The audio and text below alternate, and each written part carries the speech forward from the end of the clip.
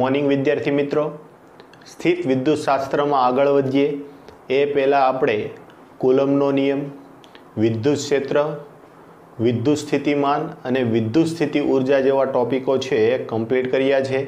આજે નવો ટોપિક ચાલુ કરીએ છીએ જે છે વિદ્યુત ડાયપોલ મોમેન્ટ, જેમને કહેવાય છે વિદ્યુત દ્વિધ્રુવીય અથવા તો ઇલેક્ટ્રિક ડાયપોલ તરીકે ઓળખવામાં આવે છે। ખૂબ જ અગત્યનો ટોપિક છે, તેથી ખાસ કરીને ધ્યાન આપજો। અવારનવાર આને રિલેટેડ પ્રશ્ન છે પૂછાતા આવ્યા છે, તો જોજો। કોને કહેવાય વિદ્યુત દ્વિધ્રુવીય? તો એકબીજાથી પરિમિત અંતર, ધારો કે પરિમિત અંતર છે 2a, એકબીજાથી પરિમિત અંતરે રહેલા સમાન મૂલ્ય અને વિજાતીય પ્રકારના વિદ્યુત ભારોથી બનતી રચનાને વિદ્યુત ડાયપોલ કહે છે। બેવના મૂલ્ય કેવા છે? સમાન, પણ બંને કેવા છે? વિજાતીય પ્રકારના। તો કે એકબીજાથી પરિમિત એટલે કેવું કે જે ફાઇનાઇટ હોય, માપી શકાય તેવું, એમ નજીકનું અંતર હોય એવા, અને સમાન મૂલ્ય અને વિજાતીય વિદ્યુત ભારોથી બનતી રચનાને વિદ્યુત ડાયપોલ કહે છે। તો આકૃતિમાં +q અને -q વિદ્યુત ભારોને L બરાબર 2a જેટલા અંતરે રાખીને એક વિદ્યુત ડાયપોલ છે બનાવવામાં આવી છે। આ વિદ્યુત ડાયપોલની ડાયપોલ મોમેન્ટ, વિદ્યુત ડાયપોલ છે એને સંજ્ઞા p વડે દર્શાવીને ડાયપોલ મોમેન્ટ કહેવાય। તો p સદિશ p બરાબર q × 2a, જ્યાં ડાયપોલ મોમેન્ટ છે પોતે સદિશ રાશિ છે, તેનું મૂલ્ય કઈ રીતે મળે? તો કે બેમાંથી એક વિદ્યુત ભારનું મૂલ્ય, જો અહીંયા માત્ર q જ ધ્યાનમાં લીધું છે, એટલે બેમાંથી એક વિદ્યુત ભારનું મૂલ્ય ઇન્ટુ બે વિદ્યુત ભારો વચ્ચેનું અંતર। આ અંતર અહીંયા આપણે 2a કન્સિડર કર્યું છે, કેમ? એટલે કે આપણી સરળતા માટે નોર્મલી આ રીતે કન્સિડર કરવામાં આવે છે। આગળ આમના રિલેટેડ પ્રશ્નો છે જોવાના છે, તો 2a અંતર હશે તો આપણને આને વ્યાખ્યાયિત કરવું ખૂબ સારી રીતે થઈ જશે। એટલે તો હજુ એકવાર કહું છું, બેમાંથી એક વિદ્યુત ભારનું મૂલ્ય એટલે સંજ્ઞા આવે નહીં, સંજ્ઞા કેવી થઈ જાય? પ્લસ બેમાંથી એક વિદ્યુત ભારનું મૂલ્ય અને તેની વચ્ચેના કુલ અંતર છે એના ગુણાકારને વિદ્યુત ડાયપોલ મોમેન્ટ કહે છે। કેવી રાશિ છે? સદિશ રાશિ। તો એની દિશા કઈ? તો કે જોજો આમાં જ મેન ભૂલ થતી હોય છે। એની દિશા કઈ? તો કે ઋણ વિદ્યુત ભારથી ધન વિદ્યુત ભાર તરફ, ઋણ વિદ્યુત ભારથી ધન વિદ્યુત ભાર તરફ। આ છે ડાયપોલ મોમેન્ટની દિશા। નોર્મલી આપણે શું કરતા હતા? વિદ્યુત ક્ષેત્ર કઈ દિશામાં હતું? તો કે વિદ્યુત ક્ષેત્ર છે ધન વિદ્યુત ભારથી ઋણ વિદ્યુત ભાર તરફ, પરંતુ ડાયપોલ મોમેન્ટ છે વિદ્યુત ક્ષેત્રની વિરુદ્ધ દિશામાં હોય, એટલે કે ઋણથી ધન તરફ। ઓકે, વિદ્યુત ડાયપોલ મોમેન્ટ સદિશ રાશિ છે। હવે નવી રાશિ આવી તો એનો SI એકમ આપવો પડે, તો વિદ્યુત ભારનો એકમ શું આવશે? કુલમ। વિદ્યુત ભારનો એકમ શું? કુલમ। અને 2a શું છે? તો કે અંતર શેમાં મપાય? તો કે મીટરમાં। તો SI એકમ આવી ગયો કુલમ ઇન્ટુ મીટર। એનું પારિમાણિક સૂત્ર આપીએ તો કુલમ એટલે વિદ્યુત ભારનું પારિમાણિક સૂત્ર Q = IT ઉપરથી A1 T1 આ કુલમનું આવ્યું, અને અંતર માટે L1। તો આને વ્યવસ્થિત લખીએ તો આ રીતે લખાશે M0 L1 T1 A1। આ શું આવી ગયું? ડાયપોલ મોમેન્ટનું પારિમાણિક સૂત્ર। તેની દિશા -q થી +q તરફની હોય છે। ઘણા અણુઓ એવા છે જે ડાયપોલ મોમેન્ટ ધરાવે છે, ઉદાહરણ તરીકે HCl। તો H+ અને Cl- આ એક પોતાની ડાયપોલ મોમેન્ટ ધરાવે છે। તેવી જ રીતે વાત કરીએ પાણીનો અણુ H2O, એ પણ H+ અને O-, બે H+ આયન હશે અને O-2 આયન જોડાઈને એક H2O અણુઓ બનાવે છે। તેવી જ રીતે CS+ અને Cl- પણ જોડાઈને આ લોકો છે કાયમી, આ અણુઓ છે એ કાયમી ડાયપોલ મોમેન્ટ અથવા તો પરમેનન્ટ અથવા તો રેન્ડમ ડાયપોલ મોમેન્ટ છે એ ધરાવતા હોય છે। આ થઈ વિદ્યુત ડાયપોલની વાત। હવે કરીએ બિંદુવત ડાયપોલ। બિંદુવત ડાયપોલ કોને કહેવાય? તો જો આ જે અંતર છે, અંતર 2a → 0 ના લક્ષમાં લેવાતી ડાયપોલને બિંદુવત ડાયપોલ કહેવાય। આ પણ એક યાદ રાખજો, શોર્ટ ક્વેશ્ચન પૂછાતા બંધ થઈ ગયા, નકર આ પ્રશ્ન છે હોટ ફેવરિટ હતો। બિંદુવત ડાયપોલ કોને કહેવાય? તો કે અંતર 2a → 0 ના લક્ષમાં લેવાતી ડાયપોલને બિંદુવર ડાયપોલ કહે છે. એટલે કે આ અંતર બને એટલું કેવું હોવું જોઈએ, 0ની નજીક. તેવી ડાયપોલને બિંદુવર ડાયપોલ છે એ કહે છે. તો તમને ડાયપોલ છે કોને કહેવાય? તો કોને કહેવાશે? બેમાંથી એક વિદ્યુતભારનું મૂલ્ય ગુણ્યા બે વિદ્યુતભારો વચ્ચેનું અંતર, તેની દિશા ઋણથી ધન તરફ હોય. ઓકે, અને એ કેવી રાશિ છે? સદિશ રાશિ. તો આટલો ખ્યાલ આવી ગયો હોય તો હવે એને આધારિત દાખલાઓ જોઈએ. જોજો, આપેલા વિદ્યુતભાર તંત્રો આપેલા છે, એમની વિદ્યુત ડાયપોલ મોમેન્ટ ગણવાની છે. અહીંયા તો ધન અને ઋણ વિદ્યુતભાર હોય તો ડાયપોલ મોમેન્ટ છે આપણે સરળતાથી મેળવી શકીએ. પરંતુ જો અહીંયા આ ધન વિદ્યુતભાર છે, અહીંયા -2q વિદ્યુતભાર છે, અહીંયા +q વિદ્યુતભાર છે. તો આપણે તો એવું જોયું હતું કે સમાન મૂલ્ય અને વિજાતીય પ્રકારના હોવા જોઈએ. તો આમાં સમાન મૂલ્ય નથી. તો આના માટે આપણે એવું કન્સિડર કરી શકીએ કે અહીંયા -2q વિદ્યુતભાર છે એ -q નો બનેલો છે. તો એક -q અને એક +q એક ડાયપોલ મોમેન્ટ બનાવશે. તેવી જ રીતે એક -q અને +q બીજી ડાયપોલ મોમેન્ટ બનાવશે. તો જો આ ડાયપોલની ડાયપોલ મોમેન્ટ ક્યાં? તો માઇનસ થી પ્લસ તરફ. તો અમને કહું ડાયપોલ મોમેન્ટ P1. ઓકે, તેવી રીતે આ બીજી એક ડાયપોલ બનશે માઇનસ થી પ્લસ, આ ડાયપોલ મોમેન્ટ P2. તો ડાયપોલ મોમેન્ટ P1 બરાબર કેટલું હશે? તો કે P1 બરાબર બેમાંથી એક વિદ્યુતભારનું મૂલ્ય અને એની વચ્ચેનું અંતર કેટલું છે? D. P1 બરાબર Q ઇન્ટુ D. તેવી રીતે P2 બરાબર પણ શું આવશે? તો કે Q ઇન્ટુ D. બીજું, આ બે ડાયપોલ મોમેન્ટ બની, આ બે ડાયપોલ મોમેન્ટ વચ્ચેનો ખૂણો કેટલો? તો કે θ is equal to 90 degree. Okay, 90 degree. તો પરિણામી ડાયપોલ મોમેન્ટ P નેટ બરાબર સદિશ રાશિ હોવાથી કોસાઇન સૂત્ર વાપરતા તો કે P1 square plus P2 square plus 2P1 P2 cos 90 degree. સમજાય છે? P1 તો આમ જો P1 કયો P2 કયો બે એક સરખા જ છે. તો અહીંયા હું લખી નાખું P1 બરાબર P2 બરાબર P. ઓકે, તો અહીંયા શું થશે? P સ્ક્વેર પ્લસ કોસ 90ની કિંમત 0, 0 સાથે કોઈ પણ ગુણાકારમાં 0. તો આ કેટલું આવી ગયું? તો કે 2 વખત √p² વર્ગમૂળમાંથી બહાર કાઢો તો p ઇન્ટુ √2 એટલે કે √2 અને p ની વેલ્યુ કેટલી આવશે? q into d. તો આ નેટ ડાયપોલ મોમેન્ટ છે મળી ગઈ. સમજાય છે? નેટ ડાયપોલ મોમેન્ટ કઈ રીતે મળી? તો √2q ઇન્ટુ d. આ બેવની વચ્ચે એક્ઝેક્ટ 45 ડિગ્રીના ખૂણે છે આવતી હશે p√2. પરિણામી ડાયપોલ મોમેન્ટ આ રીતે મળે ને, આ દિશામાં આ રીતે. સમાંતર બાજુ ચતુષ્કોણનો નિયમ છે એ ઉપયોગ કરીને તમે મેળવી શકો. ચાલો આગળ વધીએ. ધારો કે આ રીતે ગોઠવાયેલું હોય વિદ્યુતભાર તંત્ર, તો ફરી પાછું આના બે ટુકડા પાડો તો વિદ્યુત ડાયપોલ મોમેન્ટની દિશા કઈ? તો કે ઋણ વિદ્યુતભારથી ધન તરફ. તો ઋણથી ધન એટલે એક ડાયપોલ મોમેન્ટ P1 છે આ દિશામાં આવી. તેવી રીતે ઋણ અને ધન, તો આ ડાયપોલ મોમેન્ટ આ દિશામાં આવી. તો બંને ડાયપોલ મોમેન્ટ જો અંતર કેટલા છે? અહીંયા 2a વાપર્યું હતું, અહીંયા d છે. તો આની ડાયપોલ મોમેન્ટ કેટલી આવી? તો કે P1 બરાબર Q ઇન્ટુ D, P2 બરાબર Q into D. In short આપણે એવન કહીએ કે P1 બરાબર P2 બરાબર P. ઓકે, અને P બરાબર Q હશે Q ઇન્ટુ D. તો એક ડાયપોલ મોમેન્ટ સદિશ રાશિ છે, એક છે આ દિશામાં, એક છે આ દિશામાં, સમાન મૂલ્ય, દિશા પરસ્પર વિરુદ્ધ. તો પરિણામી ડાયપોલ મોમેન્ટ કેટલી થઈ જવાની છે? 0.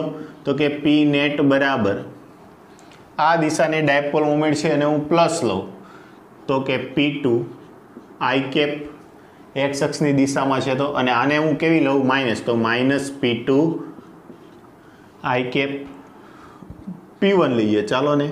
પરંતુ આ તો છે જ તે, તેથી નેટ ડાયપોલ મોમેન્ટ કેટલી થઈ જશે? 0. ઓકે, ચાલો આગળ વધીએ. સમજાય છે? સમાન મૂલ્ય, દિશા પરસ્પર વિરુદ્ધ, નેટ ડાયપોલ મોમેન્ટ કેટલી થઈ જવાની છે? 0. આના માટે જોઈએ, અહીંયા +q વિદ્યુતભાર છે, તો +q વિદ્યુતભારના બે ભાગ પડે q. તો એક q વિદ્યુતભાર આની સાથે ને એક q વિદ્યુતભાર આની સાથે. તો આ એક ડાયપોલ મોમેન્ટ બની -q થી +q તરફની. તો એની દિશા કઈ હોય? તો કે આ દિશામાં P1. આમની ડાયપોલ મોમેન્ટ માઇનસ થી પ્લસ તરફ એટલે આ દિશામાં. હવે આ દિશામાં હોય તો આને આ રીતે ખેંચું, આ કઈ ડાયપોલ બની? P1. આને આ રીતે આગળ જવા દઉં તો આ કઈ ડાયપોલ બની? P2. ઓકે, બીજું ત્રણેય બાજુઓ છે એક સમાન છે એટલે કે સમાંતર સમબાજુ ત્રિકોણ છે, તો આ ખૂણો 60 નો હશે, તો આ ખૂણો પણ કેટલાનો આવશે? 60 ડિગ્રીનો આવશે. તો આના માટે આપણે એમ કહી શકીએ કે P1 બરાબર P2 બરાબર P બરાબર Q ઇન્ટુ D. અને નેટ ડાયપોલ મોમેન્ટ માટે તો કે P નેટ બરાબર under root P1 square plus P2 square plus 2P1 P2 cos 60. Okay, ચાલો શું થશે? P square plus P square થઈ જશે એટલે 2P square plus 2P square cos 60 બરાબર કેટલા થાય? તો કે cos 60 બરાબર 1/2 કેન્સલ થઈ ગયા. 2P square plus P square √3P square, તો P સ્ક્વેર એટલે √3 ઇન્ટુ P થયું અને P ની કિંમત કેટલી છે? √3Q into D. તો આ મળી ગયું નેટ ડાયપોલ મોમેન્ટ. ઓકે, તો આ રીતના દ્વારા તમે છે નેટ ડાયપોલ મોમેન્ટ છે મેળવી શકો છો. હજુ જો એના ખૂણાઓ મેળવવા હોય તો ખૂણાઓ માટે એટલું યાદ રાખો કે જો આ સમાન મૂલ્ય હોય તો ખૂણો છે એક્ઝેક્ટ એનો લંબ દ્વિભાજક બને, એટલે આના માટે ખૂણો 45 ડિગ્રી આવશે દિશા નક્કી કરવી હોય તો. આમની દિશા છે આમનો લંબ દ્વિભાજક એટલે એક્ઝેક્ટ વચ્ચેનો 30 ડિગ્રી છે આવશે અને પછી આ માઇનસ x અક્ષ સાથે 30 ડિગ્રીનો ખૂણો બનાવે, એવી રીતે છે તમે આન્સર આપી શકો. ઓકે, તો ચાલો અમને નોટ ડાઉન કરો, પછી આને આધારિત દાખલાઓ અથવા આ વધારેની થિયરીઓ છે એ આપણે જોઈએ. ચાલો આગળ વધીએ. તો ખૂબ જ મોસ્ટ ટાઈમ્પિક પ્રશ્ન, આ ચેપ્ટરનો મોસ્ટ ટાઈમ્પિક પ્રશ્ન, આ થિયરી પણ છે પૂછાતી હોય છે બોર્ડમાં અને આને આધારિત ઘણી વખત છે દાખલાઓ પણ પૂછાતા હોય છે. તેથી આપણા માટે ખૂબ જ આઈએમપી પ્રશ્ન, મોસ્ટ આઈએમપી પ્રશ્ન છે. ઓકે, જે થિયરી છે તે તો કે વિદ્યુત ડાયપોલની અક્ષ પર વિદ્યુત ક્ષેત્રનું સૂત્ર તારવું. ફરી એકવાર વિદ્યુત ડાયપોલની અક્ષ પર વિદ્યુત ક્ષેત્રનું સૂત્ર તારવો. તો કે વિદ્યુત ડાયપોલની અક્ષ કોને કહેવાય? તો કે બે વિદ્યુત ભાર છે, આ બે વિદ્યુત ભારને જોડતી જે અક્ષ છે, આ રેખા છે એની અક્ષ કહેવાય. વિદ્યુત ડાયપોલના બે વિદ્યુત ભારને જોડતી રેખાને વિદ્યુત ડાયપોલની અક્ષ કહે છે. ઓકે, હવે આપણે આ અક્ષ પર આવેલા એના કેન્દ્રથી વિદ્યુત ડાયપોલનું કેન્દ્ર એટલે ટોટલ અંતર 2a હતું, મેં તમને કીધું હતું ખ્યાલ આવી જશે. આ ટોટલ અંતર 2a હતું. હવે આ કેટલું થઈ ગયું? a. તો આ એકદમ એનું કેન્દ્ર થઈ ગયું. આપણે એમ પણ ગણી શકીએ કે યામાક્ષોનું ઉદ્ગમ બિંદુ O, એમાંથી ત્યાંથી z અંતરે આવેલા કોઈ બિંદુ P પાસે આપણે વિદ્યુત ક્ષેત્ર મેળવવું છે. તો વિદ્યુત ક્ષેત્ર માટે શું કરીએ? તો કે ધન વિદ્યુત ભારને કારણે P બિંદુ પાસે વિદ્યુત ક્ષેત્ર મેળવીએ અને ત્યારબાદ ઋણ વિદ્યુત ભારને કારણે P બિંદુ પાસે વિદ્યુત ક્ષેત્ર મેળવીએ. જો બંને એક જ દિશામાં હશે તો એનો સદિશ સરવાળો કરી નાખશું અને જો એ વિરુદ્ધ દિશામાં એટલે કે અલગ અલગ દિશામાં હશે તો એના ઘટકો પાડીને એનો સરવાળો કરીશું. તો જોઈએ આપણે આ મુદ્દો છે હું બોલ્યો એ અહીંયા લખેલો છે. તો જો આ ધન વિદ્યુત ભારને કારણે આ P બિંદુનું અંતર કેટલું? તો કે આખું z છે, આટલું a છે. તો z માંથી a બાદ કરો તો આટલું અંતર આવી જાય એટલે આ અંતર આવ્યું z માઇનસ a. તેવી રીતે આ વિદ્યુત ભારથી આ અંતર કેટલું? તો કે આટલું z છે અને આટલું નીચેનો ભાગ a છે, તો ટોટલ કેટલું થઈ ગયું? z plus a. ઓકે, બીજું ખાસ ધ્યાન આપો કે ધન વિદ્યુત ભાર છે ને એનાથી કોઈ z અંતરે તમે P બિંદુ લેજો. ઋણ વિદ્યુત ભારથી લેશો તો તમારો જવાબ છે બદલાઈ જશે, એટલા માટે ખાસ કહું છું. આપણે ટેક્સ્ટ બુક પ્રમાણે જઈએ. ધન વિદ્યુત ભાર તરફ એના કેન્દ્રથી z અંતરે આવેલા જે આ ડાયપોલ છે એના મધ્ય બિંદુથી z અંતરે આવેલા P બિંદુ પાસે વિદ્યુત ક્ષેત્ર છે મેળવવું છે. તો આના માટે ધન વિદ્યુત ભારને કારણે P બિંદુ પાસે વિદ્યુત ક્ષેત્ર એને હું E પ્લસ કહું. તો E પ્લસ બરાબર કેટલું? તો કે KQ આર સ્ક્વેર, વિદ્યુત ક્ષેત્રનું સૂત્ર શું કે ક્યુ અપોન આર સ્ક્વેર, તો કે વિદ્યુત ભાર ક્યુ અપોન આર સ્ક્વેર, આર બરાબર શું છે તો કે ઝેડ માઇનસ એનો સ્ક્વેર. ઓકે, તેવી રીતે ઋણ વિદ્યુત ભારને કારણે વિદ્યુત ક્ષેત્ર ઈ માઇનસ બરાબર કે ક્યુ અપોન અંતર કેટલું આવશે ઝેડ પ્લસ એ હોલ સ્ક્વેર. જો યાદ રાખજો, બળ અને વિદ્યુત ક્ષેત્ર બે રાશિઓ એવી હતી કે જ્યાં આપણે વિદ્યુત ભારના મૂલ્ય લેતા હતા. શું લેતા હતા? મૂલ્ય. એટલે માઇનસ સાઇન મૂકવાની આવતી નથી. હવે જોઈએ, જો આ ધન વિદ્યુત ભારને કારણે પી બિંદુ પાસે વિદ્યુત ક્ષેત્ર કઈ દિશામાં? બહાર તરફ જતી દિશામાં. ઓકે, કઈ દિશામાં? બહાર તરફ જતી દિશામાં આવ્યું ઈ પ્લસ. તેવી જ રીતે ઋણ વિદ્યુત ભારને કારણે વિદ્યુત ક્ષેત્ર કઈ દિશામાં? તો કે અંદર આવતી દિશામાં આ આવ્યું ઈ માઇનસ. તો આ બંને વિદ્યુત ક્ષેત્રો પરસ્પર વિરુદ્ધ દિશામાં છે. તો પરિણામી વિદ્યુત ક્ષેત્ર કેટલું? તો એ જો બંને એક જ અક્ષ પર હોવાથી એના સીધા સરવાળા થશે. એક ઉપર પ્લસ ઝેડ અક્ષની દિશામાંના છે એને પ્લસ લઉં અને નીચે આવે છે એમને માઇનસ લઉં. તો પી બિંદુ પાસે પરિણામી વિદ્યુત ક્ષેત્ર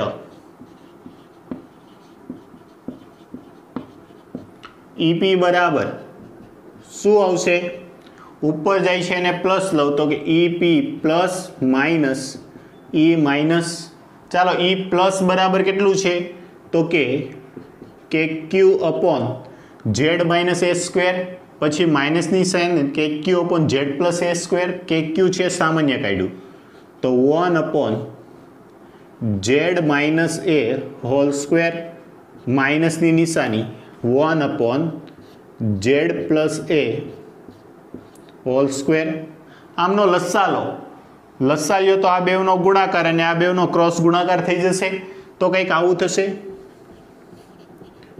કે ક્યુ Z plus A square minus Z minus A square ના છેદમાં બેવનો પોતપોતાનો વર્ગ Z square minus A square આખાનો વર્ગ. સમજાણું? એ માઇનસ બી એ પ્લસ બી એ સ્ક્વેર માઇનસ બી સ્ક્વેર તફાવતનું સૂત્ર. આમનું તમે સાદરૂપ આપો તો શું થશે? જો આપી દઉં છું, Z square plus 2az plus A square minus તફાવત માટે Z square minus 2az plus A square, છેદનું પદ જે છે તે Z square minus A square whole square. આ માઇનસની નિશાની અંદર જાય તો minus Z square plus 2az minus A square, તો plus Z square minus Z square plus A square minus A square cancel. 2az plus 2az 4az થઈ ગયા. તો આનું સાદરૂપ છે અહીંયા રીતે લખું કે ક્યુ ઇન્ટુ 4az ના છેદમાં Z square minus A square whole square. આપણે વિદ્યુત ડાયપોલ મોમેન્ટ તો બેમાંથી એક વિદ્યુત ભારનું મૂલ્ય બે વચ્ચેનું અંતર a પ્લસ એ 2a છે. તો 2a ઇન્ટુ ક્યુ એટલે p થઈ જશે. તો શું થઈ જશે? જો અહીંયાથી 2 ઇન્ટુ 2 લખું તો 2a ઇન્ટુ ક્યુ એટલે p થઈ ગયું. તો 2kp ઝેડના છેદમાં Z square minus A square whole square. Okay, આ છે પરિણામી વિદ્યુત ક્ષેત્ર આવ્યું. હવે આ ફાઇનલ સૂત્ર આવી ગયું, પરિણામી વિદ્યુત ક્ષેત્રનું સૂત્ર. અને આની દિશા કઈ? તો કે જો ઉપરવાળાને આપણે પ્લસ લીધું છે, બીજું ડાયપોલ મોમેન્ટ કઈ દિશામાં છે? તો કે ડાયપોલ મોમેન્ટની દિશા ઋણથી ધન તરફ. તો આ છે ડાયપોલ મોમેન્ટ p ની દિશા. ઓકે, તો આ ડાયપોલ મોમેન્ટની દિશામાં જ આવ્યું. કઈ દિશામાં આવ્યું? ડાયપોલ મોમેન્ટની દિશામાં. પરંતુ મેં તમને બિંદુવત વિદ્યુત ભાર માટે કીધું હતું. તો બિંદુવત ડાયપોલ માટે z is very very very greater than to a. તો z ની સરખામણીમાં a ને અવગણો. z ની સરખામણીમાં એ ને અવગણો તો શું થઈ જશે? આ એ નીકળી ગયો તો z ની 4 ઘાત આવી, z ની 4 ઘાત સાથે z ની 1 ઘાત છે કેન્સલ થઈ જાય તો કેટલું આવશે? વિદ્યુત ક્ષેત્ર EP બરાબર 2kp upon z cube. Okay, આ છે આપણને સૂત્ર મળી ગયું. આની દિશા કઈ આવશે? તો કે ડાયપોલ મોમેન્ટની દિશામાં એટલે p કેપ સાથે શું રાખી દઉં છું? p કેપ, કેમ કે એની દિશા ડાયપોલ મોમેન્ટની દિશામાં. ડાયપોલ મોમેન્ટ ક્યાં છે? ઋણ વિદ્યુત ભારથી ધન વિદ્યુત ભાર તરફ. તો આની દિશા પણ છે ઋણ વિદ્યુત ભારથી ધન વિદ્યુત ભાર તરફ, એટલે z અક્ષ ઉપર પ્લસ z અક્ષ ઉપર તરફ જતી દિશામાં. તો આ આવી ગયું. જો ડાયપોલ બિંદુવત નથી તોનું સૂત્ર, અને જો ડાયપોલ બિંદુવત છે તો એના માટે 2kp upon z cube into p cap. Okay, ફરી એકવાર શું કરો? બંને વિદ્યુત ભારોને કારણે પર્સનલી વિદ્યુત ક્ષેત્ર મેળવી લો. આ વિદ્યુત ક્ષેત્ર ધન વિદ્યુત ભારને કારણે ઉપર તરફ, ઋણ વિદ્યુત ભારને કારણે નીચે તરફ એક જ દિશામાં હોવાથી, એટલે એક જ અક્ષ પર હોવાથી એનો સીધો જ સરવાળો કરી દીધો. સીધો સરવાળો કરીને સાદરૂપ આપતા આપણને જવાબ કેટલો મળ્યો? 2kpz upon z² minus s². આ પદ ક્યાંથી આવ્યું? p ક્યાંથી આવ્યું? તો આને તમે વ્યવસ્થિત લખો તો આમાંથી 2a અને આ q ભેગા થઈને ડાયપોલ મોમેન્ટ p બનાવે. એની વેલ્યુ છે મેં અહીંયા મૂકી, એટલે આ સમીકરણ છે મને આ મળ્યું. ઓકે, તો ડાયપોલ મોમેન્ટ વિદ્યુત ડાયપોલની અક્ષ પર સૂત્ર મળ્યું 2kp upon z cube into p cap, જ્યાં z શું છે? તો કે એના કેન્દ્રથી અંતર. શું છે? કેન્દ્રથી અંતર. તો તમે અહીંયા જોઈ શકો છો કે વિદ્યુત ક્ષેત્ર જે આવ્યું એ અંતરના ઘનના વ્યસ્ત પ્રમાણમાં આવ્યું.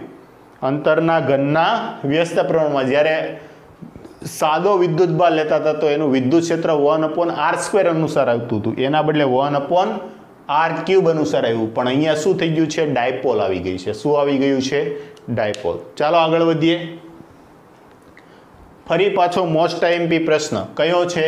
તો કે વિદ્યુત ડાયપોલની વિષુવ રેખા પર વિદ્યુત ક્ષેત્રનું સૂત્ર તારવો. તો વિદ્યુત ડાયપોલની વિષુવ રેખા કોને કહેવાય? તો કે બંને વિદ્યુત ભારોને જોડતી રેખાના લંબ દ્વિભાજકને. આ લંબ દ્વિભાજક આવી તો આ y અક્ષ જે આવી એને શું કહેવાય છે? વિષુવ રેખા કહેવાય. શું કહેવાય? વિષુવ રેખા. તો આ વિષુવ રેખા ઉપર ડાયપોલના કેન્દ્રથી y અંતરે આવેલા કોઈ બિંદુ p પાસે વિદ્યુત ક્ષેત્ર મેળવવું છે.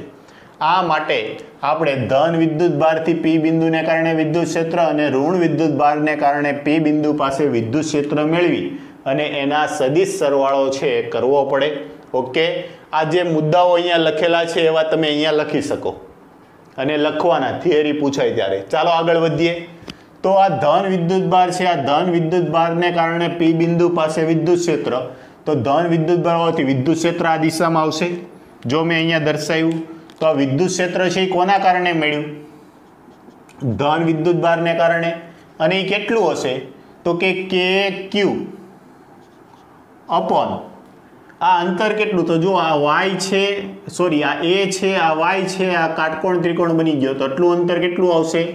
√y² + a². પરંતુ વિદ્યુત ક્ષેત્રમાં અંતરનો વર્ગ હોય તો આ અંતર કેટલું આવી જશે? y² + a². ઓકે, તેવી રીતે જો ઋણ વિદ્યુત ભારથી કહીએ તો અંતર એક સરખું જ થશે. ઋણ વિદ્યુત ભારને કારણે વિદ્યુત ક્ષેત્ર અંદર તરફ આવતી દિશામાં, એટલે આ દિશામાં. તો આ વિદ્યુત ક્ષેત્ર આવશે E- બરાબર kq upon y² + a². હવે આ જે વિદ્યુત ભાર છે, વિદ્યુત ભારથી આ ડાયપોલની અક્ષ સાથે થીટા ખૂણો બનાવે છે. તેવી જ રીતે આ વિદ્યુત ભાર પણ થીટા ખૂણો બનાવે છે. બીજું, આ ડાયપોલની ડાયપોલ મોમેન્ટ ઋણથી ધન તરફ એટલે ઉપર તરફ જતી દિશામાં છે. ઓકે, આ p ની દિશા છે. તો જો આ બંને વિદ્યુત ક્ષેત્રો મળ્યા, બે અલગ અલગ દિશામાં મળ્યા. અલગ અલગ દિશામાં મળ્યા તો આનો ઘટકો પાડવા પડે. તો જો સમાંતર રેખાની છેદિકા એક આ રીતે આવી, એક બીજી આ રીતે આવી, તો આ ખૂણો પણ કેટલો આવશે? થીટા આવશે. તો આ થીટા હોવાથી આના બે ઘટકો પડશે E+ કયા કયા? બીજી રીતે જો આ કહી શકો તમે કે અહીં E- બરાબર E- E લઈ લો અને એ કેટલું આવે છે? તો કે kq upon y² + a² જેટલું. ઓકે, આ બે સરખા જ છે. એને બરાબર એ લઈ લઉં છું. તો આનું છે આ થીટા ખૂણો બનાવતો હોવાથી એક્સ અક્ષ સાથેનો ઘટક, આ ઘટક કયો આવશે? તો કે આ ઘટક આવશે e પ્લસ કોસ થીટા, અને લંબ ઘટક કયો આવશે? e plus sine theta. સમજાય છે? તેવી જ રીતે આ વિદ્યુત ક્ષેત્ર E માઇનસ છે એ એક્સ અક્ષ સાથે થીટા ખૂણો બનાવે છે, તો આ ઘટક આવશે કયો આવશે? E માઇનસ કોસ થીટા, અને નીચેનો ઘટક કયો આવશે? E minus sine theta. Okay, જગ્યાનો અભાવ છે એટલે આ રીતે જો આના ઘટકો આવ્યા E plus cos theta, E minus cos theta, સમાન મૂલ્ય, દિશા પરસ્પર વિરુદ્ધ, નાબૂદ કરી નાખશે. આમનો ઘટક નીચે તરફ E આવ્યો E પ્લસ સાઇન થીટા, આનો ઘટક આવ્યો નીચે તરફ E માઇનસ સાઇન થીટા, બે એક જ દિશામાં છે, એક જ દિશામાં છે, તો બંનેને કારણે પરિણામી વિદ્યુત ક્ષેત્ર નીચે તરફ આવશે.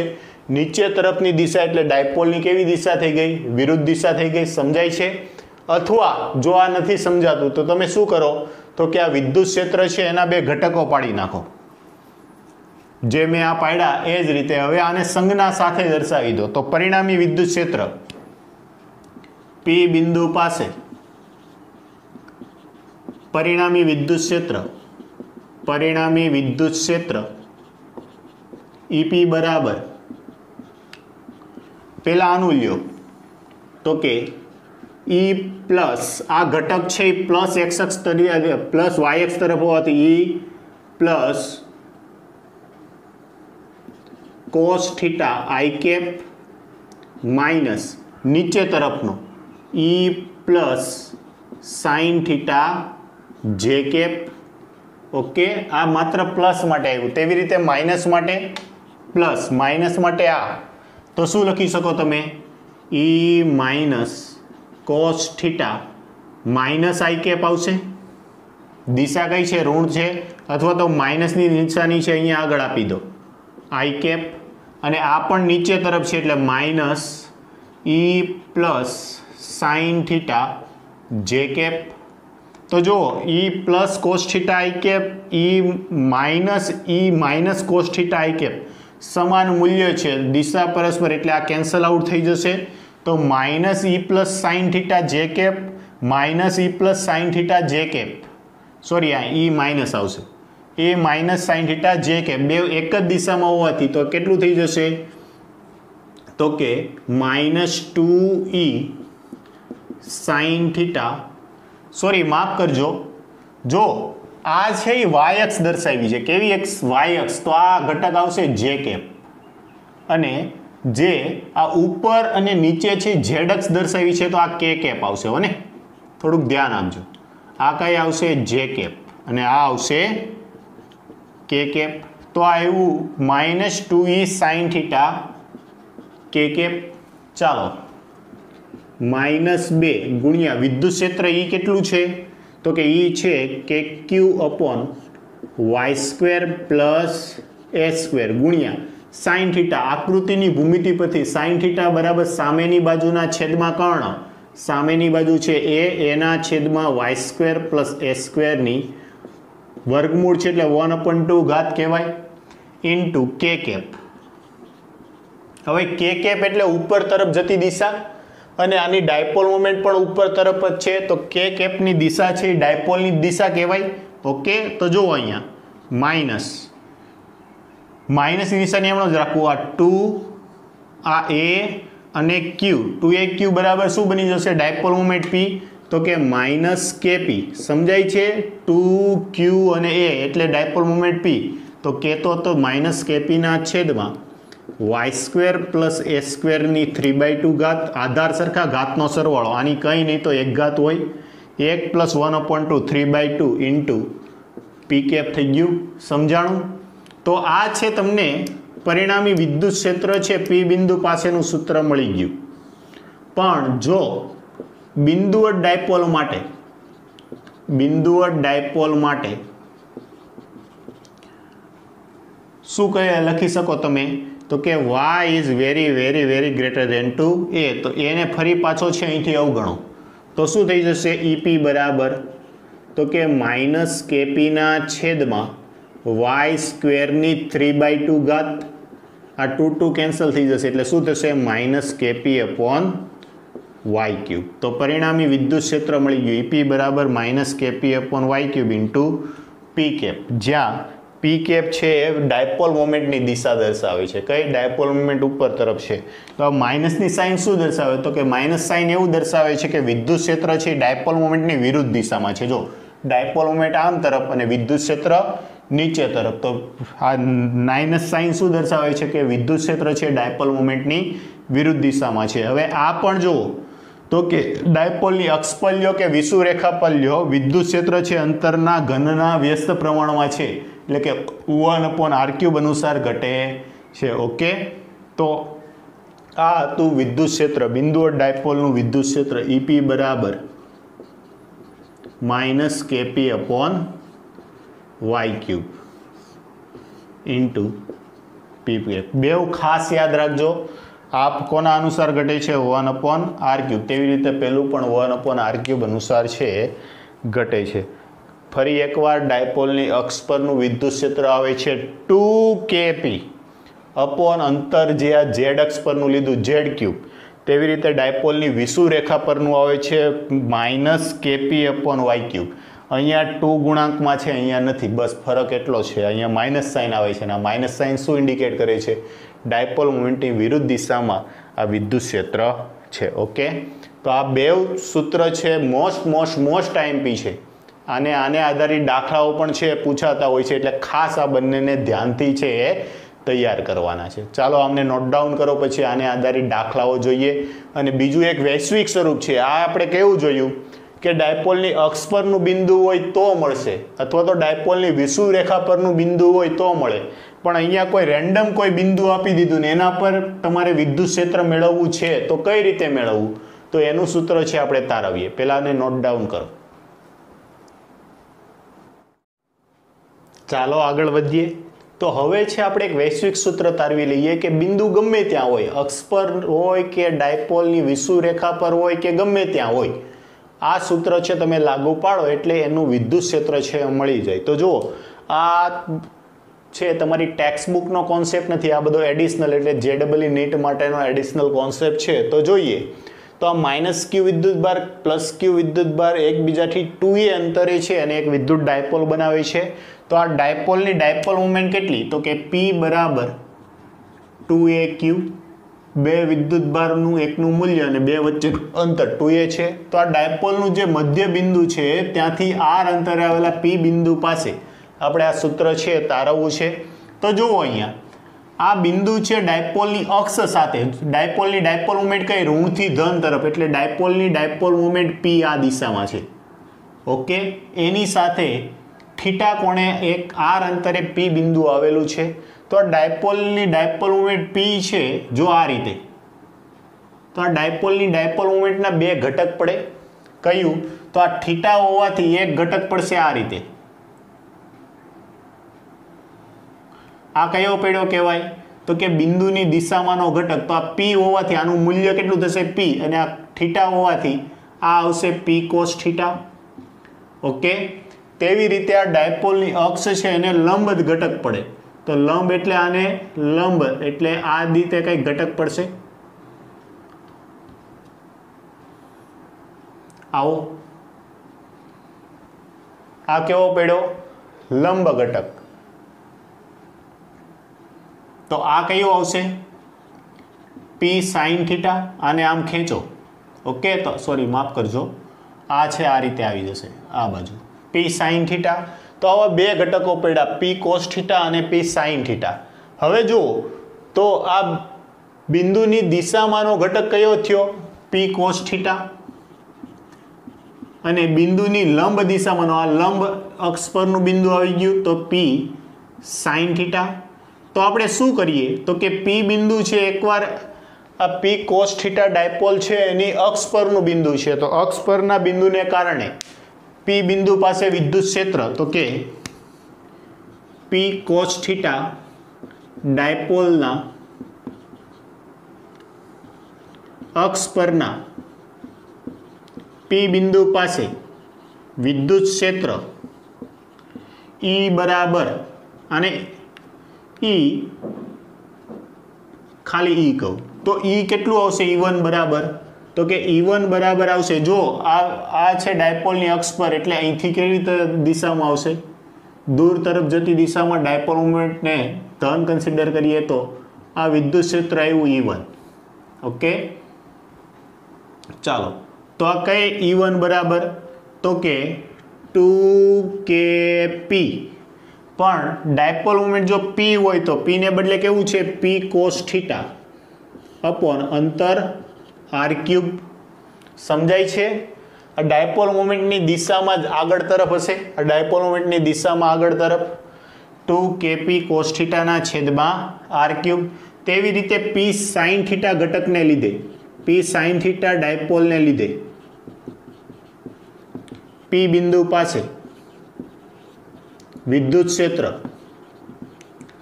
એને E2 નામ આપું. શું આપું? E2.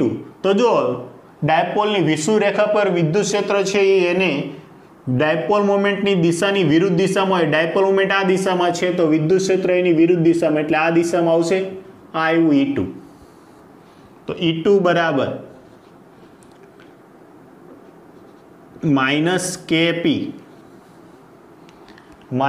-kp ડાયપોલ કઈ છે? sin θ ના છેદમાં r3. અને જો આનું તમે મૂલ્ય લ્યો તો એ કેવું થઈ જવાનું છે? પ્લસ. જો તમે અક્ષ પર પણ r અંતર થશે અને વિષુવ રેખા પર પણ r અંતર થશે, કોમન થઈ ગયું. ઓકે, તો પરિણામી વિદ્યુત ક્ષેત્ર સમાંતર બાજુ ચતુષ્કોણના નિયમને આધારે કંઈક આ રીતે આવશે, તો કે E net બરાબર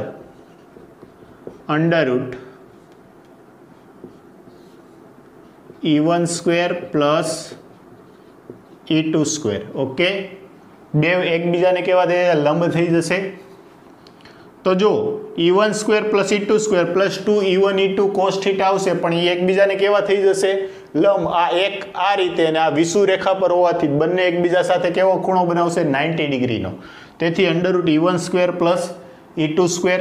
તો ચાલો હું લખી નાખું એટલે કોઈને કન્ફ્યુઝ ના થાય. E1 E2 cos θ, જ્યાં θ બરાબર 90 ડિગ્રી. તો ચાલો E1 સ્ક્વેર એટલે વર્ગમૂળમાં 2kp cos θ ના છેદમાં r3 નો સ્ક્વેર પ્લસ kp sin θ ના છેદમાં r3 નો સ્ક્વેર. તો kp અપોન r3 છે એ સામાન્ય લઈ લ્યો અને એ બેવનો વર્ગ થઈ અને વર્ગમૂળની બહાર જશે એટલે શું આવશે? તો કે kp અપોન r3. વર્ગમૂળમાં શું વધ્યું? 2 નો વર્ગ 4 cos square θ plus sin square θ. આ 4 cos સ્ક્વેર θ છે એને આ રીતે લખાય kp અપોન r3 અંડરરૂટમાં 3 cos square θ plus cos square θ plus sin square θ. આ બરાબર કેટલા થઈ જશે? 1. તો વિદ્યુત ક્ષેત્ર આવ્યું kp upon r3 √3 cos square θ plus 1. આ મળ્યું E net. એટલે કોઈ પણ બિંદુ પાસે વિદ્યુત ક્ષેત્ર શોધવા માટે ડાયપોલની અક્ષ પર હોય, વિષુવ રેખા ઉપર કોઈ પણ બિંદુ પાસે આ સૂત્ર અનુસાર તમે છે મેળવી શકો. ઓકે, જ્યાં θ આ જે ખૂણો છે એ ડાયપોલની અક્ષ સાથે કેટલાનો ખૂણો બનાવે છે એ ધ્યાનમાં લેવાનું. અહીંયા તમે θ ને બદલે છે ને આલ્ફા લ્યો, આખો ખૂણો છે એ કેટલો લઈ લ્યો? આલ્ફા, કેમ કે θ ઓલરેડી અહીંયા લીધો છે. ઓકે, તો આ છે ખૂણો આલ્ફા ને આલ્ફા બરાબર 90. તો આ રીતે ડાયપોલની કોઈ પણ બિંદુ પર છે તમે વિદ્યુત ક્ષેત્ર છે મેળવી શકો છો. ઓકે, તો આ સૂત્ર છે તમે યાદ રાખજો. ચાલો એક દાખલો છે હું તમને હોમવર્કમાં આપું છું કે જો ડાયપોલ મોમેન્ટ આ રીતે છે જે આ અક્ષ સાથે 37 ડિગ્રીનો ખૂણો બનાવે છે અને તમારે એના કેન્દ્રથી આને કહું y અક્ષ અને આને કહું z અક્ષ. તો y અક્ષ પર d અંતરે આવેલા p બિંદુ પાસે વિદ્યુત ક્ષેત્ર છે મેળવવું છે. તો આ ડાયપોલની ના તો અક્ષ પરનું કહેવાય ના તો વિષુવ રેખા પરનું કહેવાય. તો આના માટે તો કે શું કરો? તો કે ડાયપોલ મોમેન્ટ છે સદિશ રાશિ હોવાથી આના બે ઘટક પાડો. એક ઘટક છે એ ડાયપોલ બિંદુ છે એની દિશામાંનો, તો આ ઘટક કયો આવશે? પી કોસ 37 ડિગ્રી. અને એક આને લંબ, જે ઘટક પાડ્યો એને લંબ ઘટક, તો એ ઘટક કયો આવશે? પી સાઇન 37 ડિગ્રી. ઓકે, હવે જો તમને આ ત્રિકોણ છે યાદ હોય તો, અને ના હોય તો જોઈ લ્યો. ધારો કે આ ખૂણો છે 37 ડિગ્રી છે, તો આ 37 ડિગ્રી છે એની સામેની બાજુ છે 3 આવે, પાસેની બાજુ 4 આવે અને કર્ણ 5 આવે. કે તો જો અહીંયા કેવું છે? cos 37, તો આ ઘટક કયો આવશે? પી cos 37 ડિગ્રી બરાબર પી cos 37 એટલે પાસેની બાજુના છેદમાં કર્ણ, 4/4, તો આ જવાબ આવ્યો 4p/5. તેવી જ રીતે p sin થીટા બરાબર આ કયો ઘટક આવશે? તો કે sin થીટા એટલે સામેની બાજુ, તો કે 3p/5. પછી આ બેવના મૂલ્ય જો તમને મળી ગયા તો આ એનાથી કેટલા અંતરે છે? d અંતરે એક અક્ષ પરનું બિંદુ છે, એક એની વિષુવ રેખા પરનું બિંદુ છે. સાદુરૂપ આપી દેજો, પરિણામી વિદ્યુત ક્ષેત્ર છે કંઈક આ રીતે મેળવી લેજો. ઓકે, તો એ રીતે કરીને તમે છે અહીંયા મેળવી શકો છો. તો ખાસ આમને નોટ ડાઉન કરજો, અથવા તો વૈશ્વિક સૂત્ર જે આપણે વાપર્યું kp/d³ વર્ગમૂળમાં 3 કોસ, ખૂણો કેટલો છે? 37. cos 37 બરાબર કેટલા? cos 37 બરાબર ખાલી cos 37 બરાબર 4/5, 4/5 વર્ગ +1. તો જો આમાં તમે કિંમત મૂકશો ને તો 4 વર્ગ 16, 16/25 +1 એટલું થઈ જશે. અને 16 તેરી 48 ને 49/25 જેવું છે થશે. એટલે આને છે તમે સોલ્વ કરજો અને જે પણ આવે છે જવાબ એમને નોટ ડાઉન કરજો. તો આજનો લેક્ચર છે અહીંયા સુધી જ રાખીએ. ખાસ તમારે તૈયારી કરવાની છે. બીજું કે કાલની જે મેજર ટેસ્ટ છે એના માટે પણ બધાને બેસ્ટ ઓફ લક. ખૂબ જ સારી રીતે તૈયારી કરી અને તમારી એક્ઝામ છે ખૂબ સારી એવી જાય એવી શુભકામના સાથે હું વિરમું છું.